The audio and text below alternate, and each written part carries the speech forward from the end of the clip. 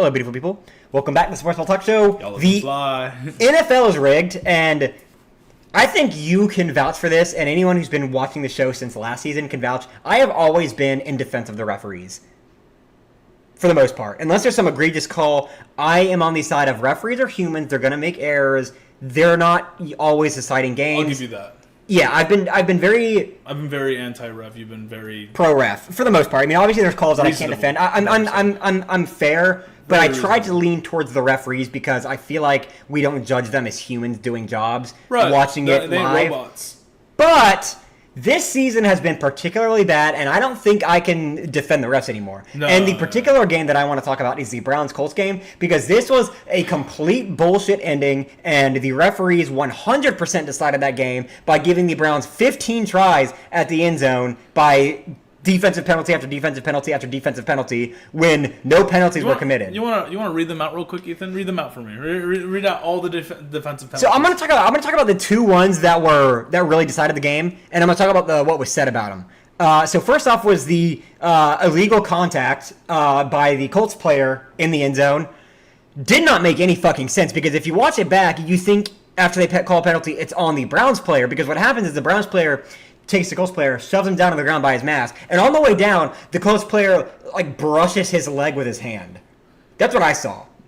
He got too handsy. And so when I said illegal contact, I was like, yeah, it's a Browns illegal contact. They're going to get knocked back or lost to downs, and they lose. No. Nope. So what they do is call that on the defense, give them a few yards closer to the goal line, and then give them a fresh set of downs. 5 yards enforced at the 13-yard. And so what happens next? The Browns obviously throw, 15 completions on this drive. But what happens is they call a defensive pass interference on the same guy who committed the illegal contact just a little while ago. Let me ask you something, Ethan. If I were to throw a football about 10 feet in the air, 15 feet above my head, would I catch it? do you think you can catch it if you had Calvin Johnson throwing you in the air? No, I couldn't. No. Because here's the thing. The ball was thrown nearly into the stands. Yes. And they called defensive pass interference. One of the qualifiers for pass interference is that the ball has to be catchable. Yeah. Within the radius. Yes. At the very least. Basically, the point of a pass interference is, had that pass interference not been committed, they could have caught the ball. Yeah. Obviously, you don't know for sure because human error, you might just suck and drop one. But was that ball catchable had the pass interference not been committed? No. Nobody This in their case, right mind. no, not even close. Nobody. It wasn't like a wishy-washy call. This is not even close. Even the commentators, who very rarely shit on the ref, said not even Calvin Johnson could have caught that ball, who is the biggest, fastest, most jacked wide receiver, arguably the best in terms of pure skill wide receiver of all time, got triple covered every game and still popped off and had 100 to 200-yard games with 2-3 touchdowns. No, that ball was it was a clear throwaway ball. It hit the because bottom there was row. nobody open. It hit the bottom row of the stands. That ball is too high if it hits the bottom row of the stands for anyone to catch it, especially when you consider that it's arcing above the player and then comes down to hit the stands. No. But you know what? PI in the end zone. Let's put him at the 1 yard line.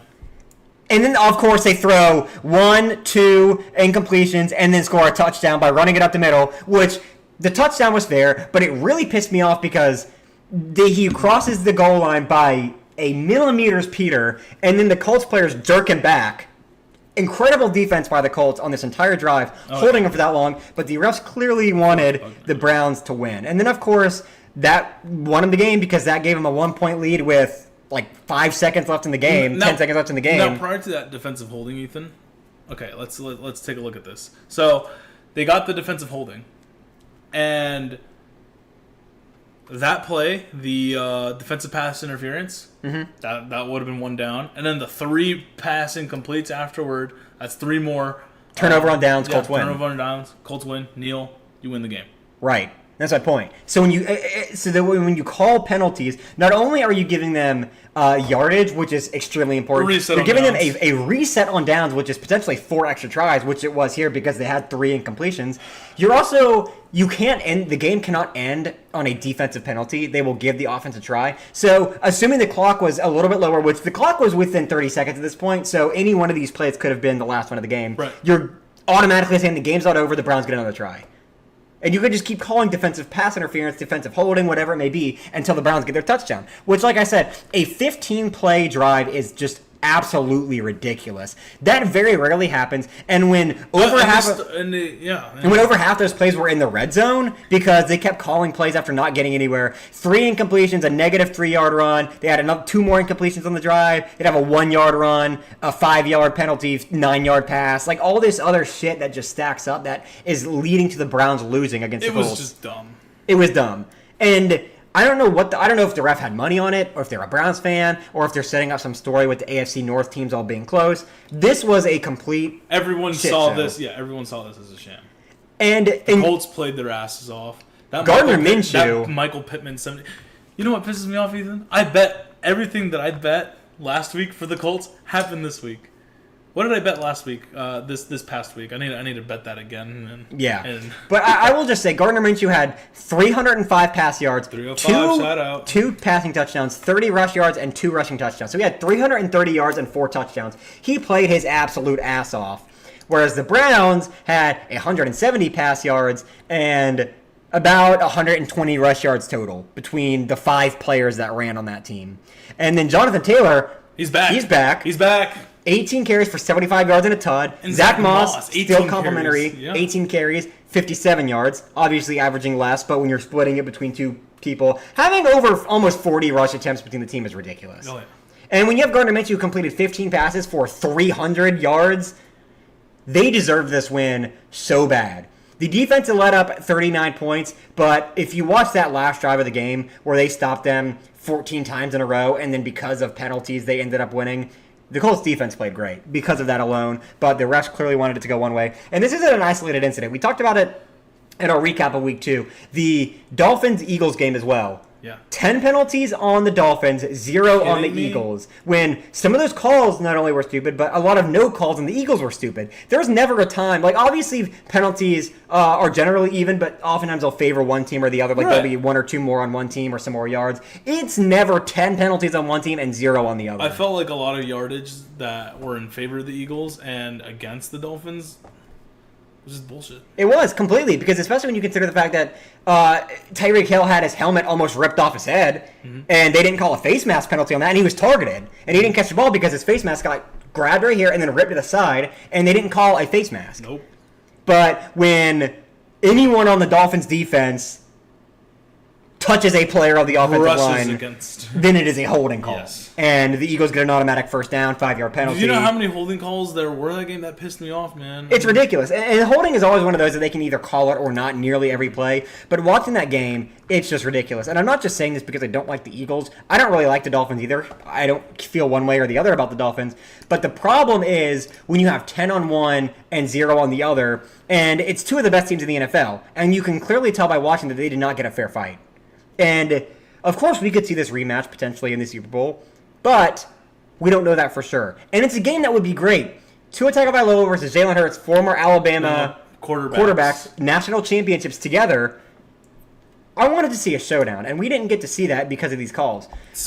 Was Smith an Alabama receiver? Yeah, Devontae Smith. He was. And Waddle was, too. Yeah, that's why it was such a good game. That's why there was such a good story behind it, but the story was ruined. It was, by these really horrible ref calls. But the last thing I want to mention, I hate it. In terms of the logic and the data behind this, because I have that, of course, not just watching the game, which, if you did, would be very obvious.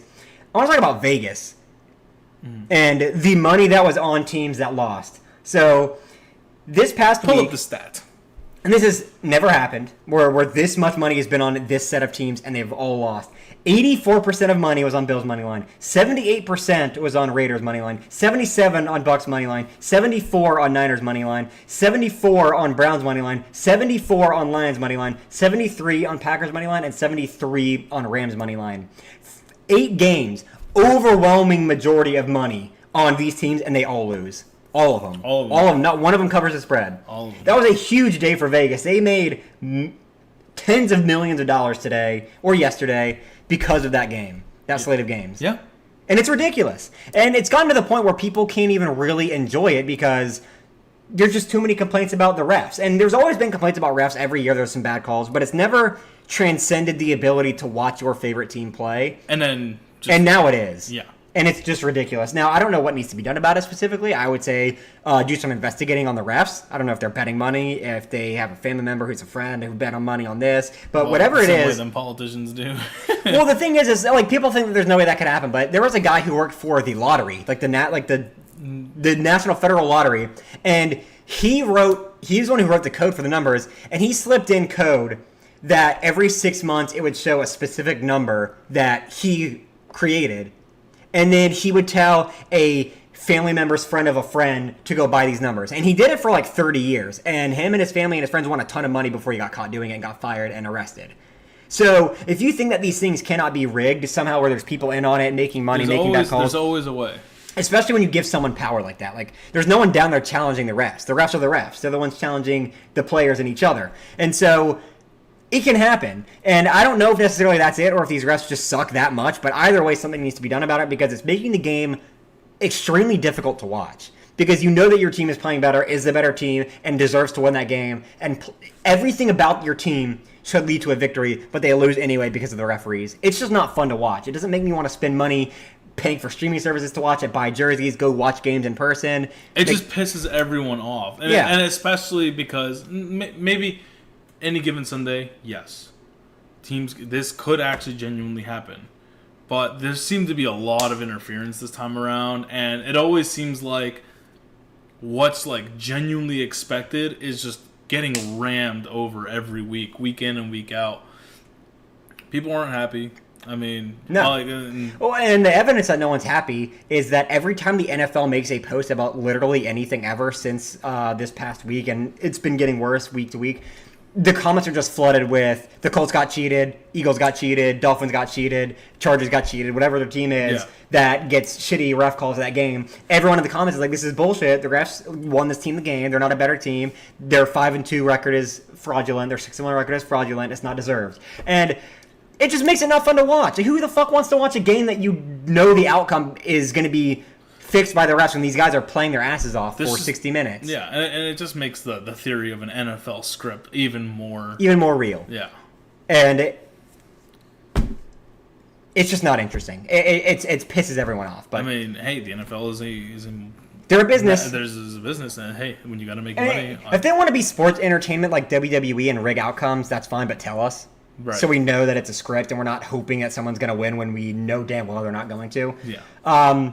But if you disagree, let us know in the comments. I don't think really anyone at this point probably disagrees. No. But if you do, let me know. And we can discuss about it. And it's not like our picks that we make are unreasonable or unlikely. They're more than likely. They're not guaranteed, but I mean... Right. We're not even just picking favorites every time either. Like, we're picking a few calculated upsets. But either way, that's my bitch session for this week. Like I said, let me know if you disagree or agree in the comments. If you think... I hate Vegas.